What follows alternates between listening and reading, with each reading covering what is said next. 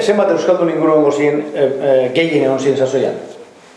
Seireun bat? Seireun bat pelotari edo gehiago. Da gero, kontau biozu, fronto bako txin, juezak, horredi, pelotariak izen zinak, zesteruk, peloteruk, materialak. Gehienak emangoa?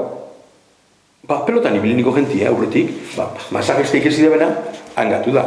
Pelotak, beti igul maila txikizago jentie, baina, bitartin ikez idabenak zesta konpontzen, pelota konpontzen, mexikanupe, pelotari izenikupe bai, baina, porzentajera junezkerun, iguleuneko laro eta marra edo geisha, euskaldune. Amerikanu bertakoak? Asi, eta bueno, ibiliz, batanik mejorten da jentie, da urte ben, pentsau, jo izelako pelotari urte ban, jo integro bestatzuk urte ben, baina jo izen da, nintzako figura handi bat Ameriketan. Da, haren modun, ez haren beste, baina beste batzuk urte ben.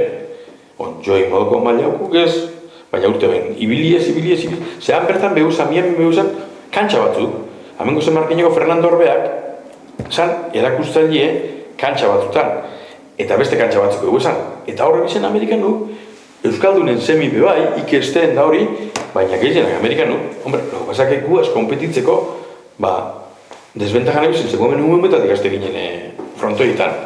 Da harek aztezin, berandu itxua igul. Da gero eureke, orduan sasoien, enpresariak beuken oiturie, beti Euskaldune edo Mexikarra, eruteko, batez Euskaldune.